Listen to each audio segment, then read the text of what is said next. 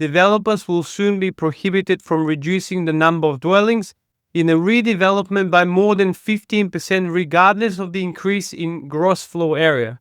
You'll need to keep at least 85% of the original dwelling count. So let me give you a real example. The most common typology being erased is, surprise, surprise, the studio and the one-bedroom apartments. It restricts dwelling reduction to no more than 15% or one dwelling, whichever is greater. This is new constraint that you cannot ignore. It will hit your feasibility, it will affect yield, and it will force smarter product design.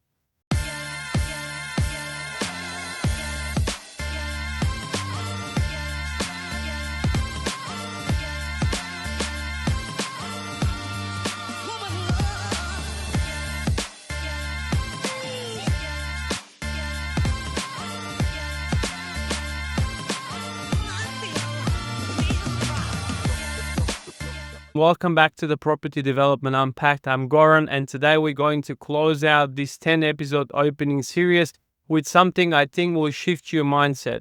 If you've been following since episode 1, we've covered everything from planning law to ECI risk, from Class 2 liability to SSD declarations.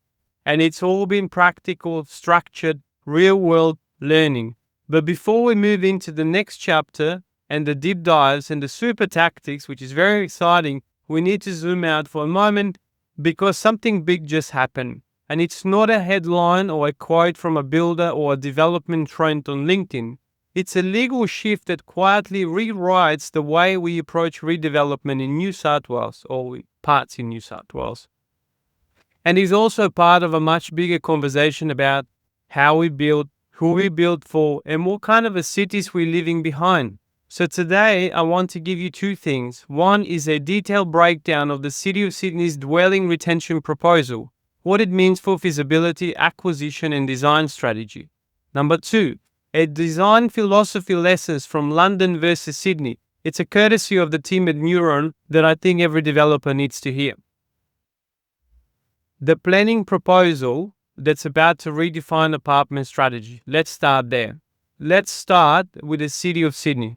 A new planning proposal is currently in post-exhibition phase, and it's likely to be locked into the LEP within months. It's called the Dwelling Retention Provision. And here's the crux. Developers will soon be prohibited from reducing the number of dwellings in a redevelopment by more than 15% regardless of the increase in gross floor area. That's right. Whether you're planning to knock down a 1970s walk-up and rebuild it in a high-end boutique block, or merged a few small units into a large format apartments for downsizers or prestige buyers, you'll need to keep at least 85% of the original dwelling count. So let me give you a real example. Say you buy a block of 20 apartments. Your play is to build 12 large premium units, exactly what we've been doing in the past couple of years, and those are the projects that make the most financial sense currently, and they're all happening in the eastern suburbs, in the lower North Shore, etc. So under this policy, this is not going to happen. You will need to deliver at least 17 units. Why?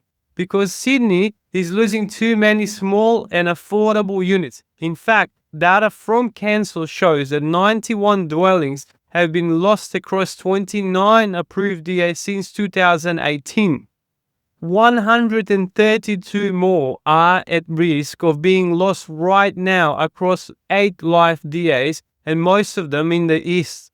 Now, the most common typology being erased is, surprise, surprise, the studio and the one-bedroom apartments. Now, this policy is their response, and it's not a recommendation. It is a proposed LEP control, which means it will carry statutory weight. What does the dwelling retention provision actually say? Well, let's get precise. It applies to all buildings with 3 or more dwellings, including residential flat buildings, shop-top housing, mixed use and boarding houses. It restricts dwelling reduction to no more than 15% or one dwelling, whichever is greater. So if you have 6 units, you can go to 5. If you have 40 units, you must keep at least 34. There are exceptions. If you're converting non-residential use like commercial community, the rule doesn't apply.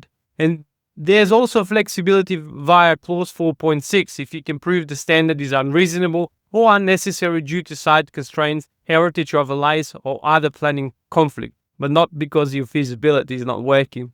But in most cases, especially for developers looking to reposition all the blocks in high demand areas, this is new constraint that you cannot ignore. It will hit your feasibility, it will affect yield, and it will force smarter product design. But it also begins with a deeper question. What kind of product should we be building? Who are we really designing for? Now let's move to the next one. London versus Sydney, a design culture check. Now recently the team at Neuron published a powerful article comparing design frameworks in the UK and Australia. And it opened with this line. In the UK, good design is a right. In Australia, it's a reward. And that hit me. Because here in Sydney, we fight through planning systems for the right to build. And once we win that, we try to squeeze every bit of yield out of that envelope. We spend 18 months arguing about FSR, shadow diagrams, and setbacks. But what if we put just as much energy into designing for the person who's actually going to live there? Now in London, design isn't about aesthetics, it's about livability. They focus on the quality of shared space, path surveillance, biodiversity, and comfort. And most importantly, they plan at the city scale, not just at site level. Meanwhile, in Sydney, we often just design by a spreadsheet. We treat compliance as the goal, not the minimum. And the result is we build apartments that tick the box, but don't necessarily uplift the street and the neighborhood or the lifestyle. Now, what can developers actually do with this? Well, here's what I want you to take from this episode.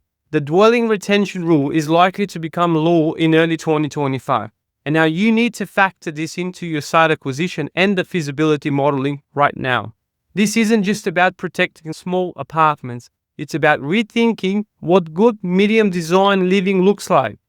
So if you want to stay ahead, don't just study SEPs and LEPs, study how other cities build for people. What does good design feel like at street level, and how do buildings serve communities? Because at the end, great development isn't just about floor space, it's about legacy, and the most profitable projects over the next decade won't just be compliant, they will be considered, they will be intentional. Now this is the end of season 1 and the beginning of something sharper. This wraps our first 10 episodes of the Property Development Unpacked, and if you have been here since the start, thank you. We've covered planning approvals, we've covered risk, ECI, Class 2 compliance, zoning strategy, and much more. But now we shift gears. From now on, we're getting a lot more tactical. You'll get real playbooks, real checklists, and real level strategies. The stuff we use in the trenches every day. So subscribe, follow, and bring a friend who's serious about playing this game at the higher level, because development isn't just about building things. It's about building the future. And as I like to say, life is exactly what you dare to make it. Fortune favors the bold. Enjoy the day.